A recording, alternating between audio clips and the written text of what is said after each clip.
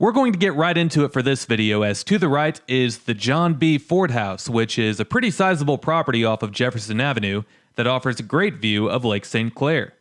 Technically, this is in Grosse Pointe Park, only a few steps away from the Grosse Pointe border, but since I didn't mention it in that video, I'm going to talk about it here. Well, John Baptiste Ford, who obviously is a part of the Ford family. Nope. Oh, really? He's not? Yeah. John B. Ford, he's not a part of the Ford family. He has no relation to Henry Ford, yet, by coincidence, this Ford happened to be a successful entrepreneur himself in the Detroit area. He came to the Detroit area from Pittsburgh after establishing himself in a small town in southern Indiana called Greenville.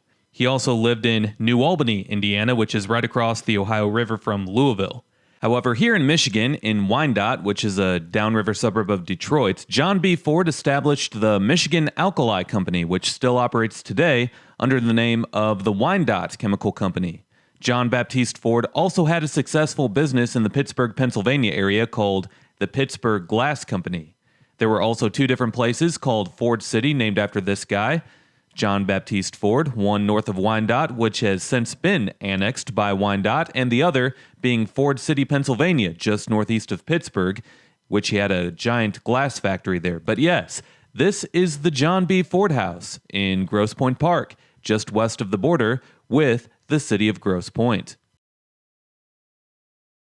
Now back to scheduled programming, as for this video we'll be going through the Detroit suburb of Grosse Pointe, which shares a fairly short border with Detroit along Mack Avenue. We start the invasion, or the driving tour, of Grosse Pointe right at the border with Grosse Pointe Park near the John B. Ford House. The city of Grosse Pointe is one of 5 Grosse Pointes, in which I'll have a video for each, even though they're pretty much all the same. I already made a video on Grosse Pointe Park where I showed and explained the differences between the Grosse Pointes and the poverty-stricken and largely abandoned area that is the far east side of Detroit, and to see a video on that, make sure to check out my Detroit Suburbs playlist, which is linked down below. As we make the turn here onto this gracious, perfectly tree-lined street, just like every street is in this town, Grosse Pointe is a small upper-class residential community with a small downtown area, and we'll be checking it out in a few minutes.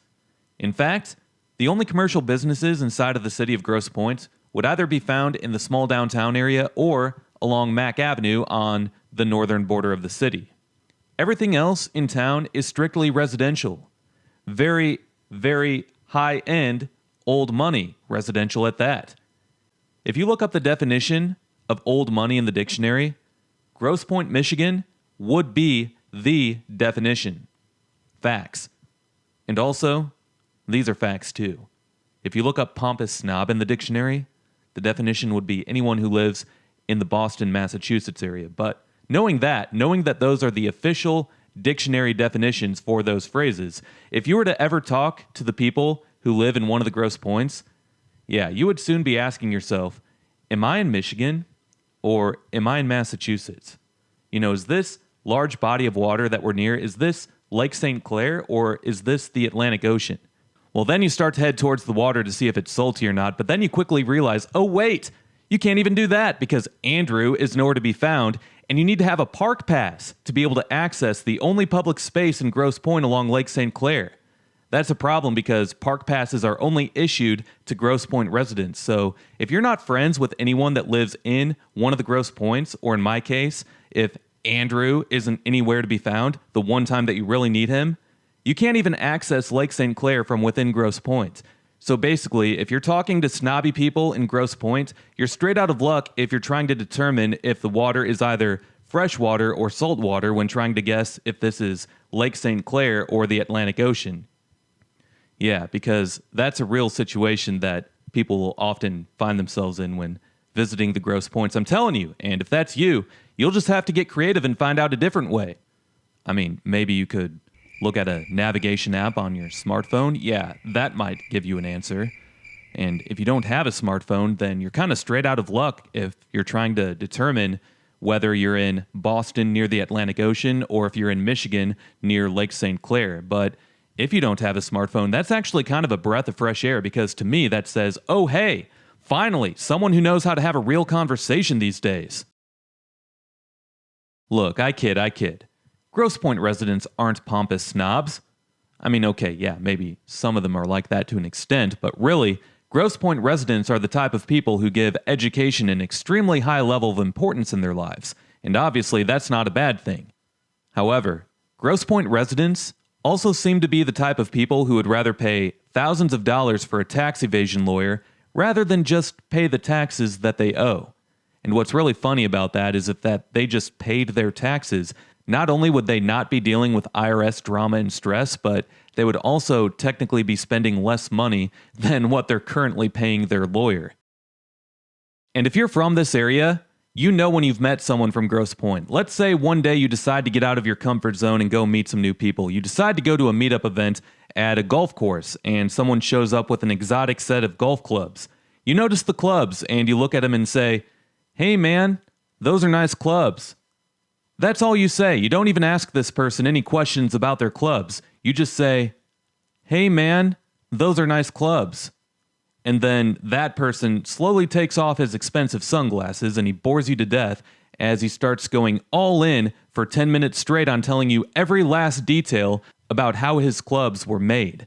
And all that you can remember from that lecture is that they were made in Sweden out of some kind of crap that you can only find from there. And since you can't relate, like, at all, because you don't own anything luxurious and expensive, all you can say is, "Yeah, I have an Apple Watch, and my clubs, yeah, I got them off of Facebook Marketplace. I don't even know what kind they are. It just seemed like a good deal." Well, at least Grosse Pointe residents, snobby and not so snobby all included, have a really nice small and quaint downtown in walking distance for most of the town's residents. You have your Panera Bread instead of a McDonald's, a CVS pharmacy instead of a Dollar General, and if you don't like those, you have other options too. I like the selection of amenities offered in downtown Grosse Pointe. You even have a fancy-looking Kroger. So the amenities might be chains, but you have a few local options too, and it all blends in nicely to make it look like a nice, quiet place to spend some time. Now, you might not spend your nightlife here, but that's not what this community is meant to be. If anything, they want to keep the nightlife crowd out of Grosse Pointe. There's plenty of other places in the Metro Detroit area that would offer that. Anyway, safe to say that most people wouldn't mind living in this neighborhood. Grosse Pointe is pretty ideal in a lot of ways, including that it's a safe community and you can actually find some affordable homes here. More on that when I give Grosse Pointe a Chris livability score towards the very end of the video. Now, when it comes to the history of Grosse Pointe, well, I actually talked a lot about that in my Grosse Pointe Park video, so go watch that one if you want to learn more about that. It's actually some pretty interesting stuff. I also plan on talking about the history of Grosse Pointe in my Grosse Pointe Farms video, as the modern-day Grosse Pointe Farms is where the original village of Grosse Pointe was founded. So yeah, more on the history of the Grosse Pointes in other Grosse Pointe videos. Now, I'm going to bring up the economic stats for the city of Grosse Pointe. Collectively, the Grosse Pointes these days are home to around 46,000 people. Individually, the city of Grosse Pointe saw a peak population of about 6,600 in 1970. Since then, it's dropped to around 5,500 people, where it seems like it will stay. Today, the latest population estimate says that Grosse Pointe is home to 5,500 people, and the median household income is $126,000 per year. 70% of adults 25 and older hold a bachelor's degree or higher, and the median value of owner-occupied housing units is $347,000, while the poverty rate is a very, very low 2.3%. When it comes to the crime rates, Grosse Pointe sees well below average rates in both violent and property crime. The crime numbers for Grosse Pointe aren't as impressive as they are for Grosse Pointe Park, but those are still some really good numbers. You pretty much don't have to worry about being the victim of a crime here in Grosse Pointe. That being said, I'm sure that at some point there will be someone in the comments who says, "But Chris, crime happens in every city. Look at this story here. This just happened in Grosse Pointe a week ago."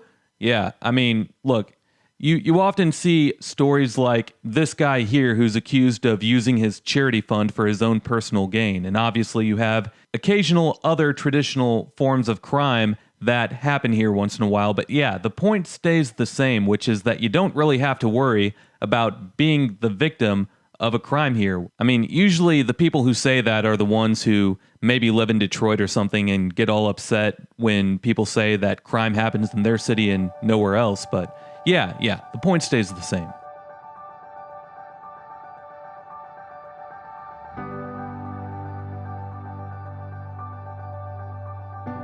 Well, it is now that time, people. You can't always trust a lawyer with a charity fund, and you can't always trust a kid with a trust fund, but you can always trust Chris's livability score.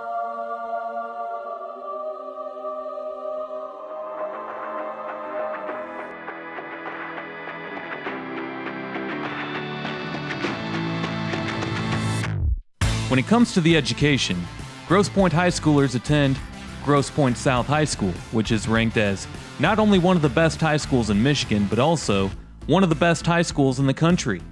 That's an easy one. Education gets a 19 out of 20. Crime is not a problem in Grosse Pointe. It gets a 17 out of 20.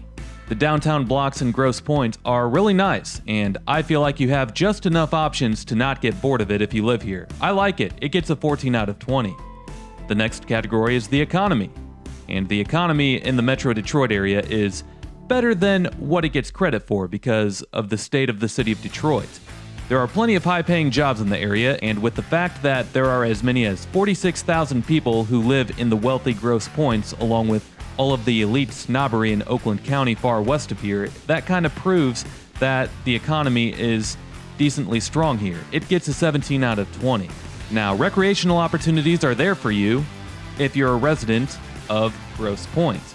It's pretty easy to obtain a park pass, as several have let me know in the comments on my previous Grosse Pointe video.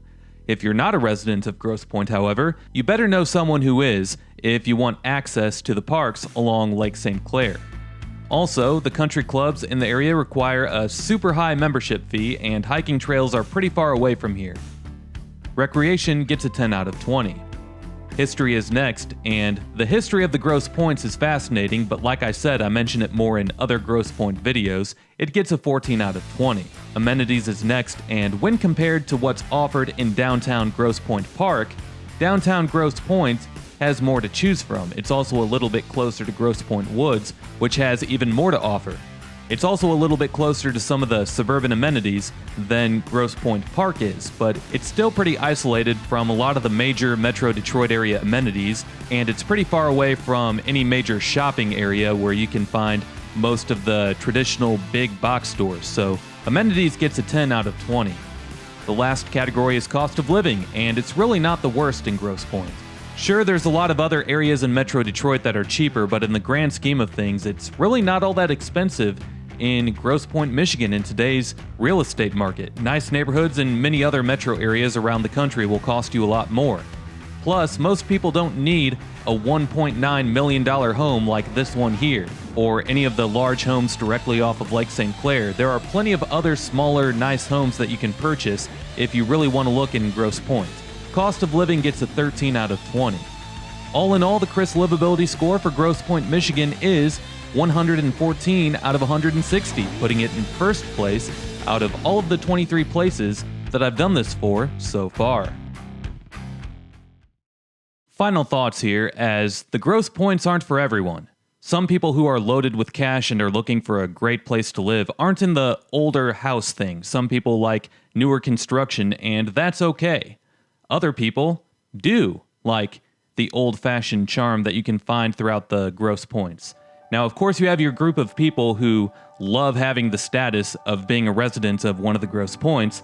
Others don't think anything of it. They don't think that there's even a status attached to one having an address in a particular city or town. Their brains just don't work that way. They don't care about that crap. They also don't care about what kind of car they drive or what kind of car someone else drives. But maybe the culture is too snobby for someone like the kind of person I just described, or maybe the strong focus on education is what you're looking for, as you're someone that holds yourself to a high standard. I don't know, but all I know is that it's not for everyone, but at the same time, it certainly is a nice community, and most people wouldn't complain if this was their neighborhood. Well, with that said, I do end the video here, and do me a favor, as if you enjoyed this video, make sure to drop a like, comment, and subscribe if you haven't already, as doing all of those things helps these videos destroy the evil monster that is the YouTube algorithm. Also, make sure to hit that notification bell so that you can be notified every time that I upload a new video. If you enjoyed this video, then you might enjoy checking out some of the featured playlists on this channel. Videos with amazing insights on other places like what you saw here can be found in my Detroit Suburbs playlist, or in my Michigan playlist. Last but not least, if you can't get enough of me on here, you can always go follow me on my other social media accounts, and those links are below. We'll see you next time. Peace.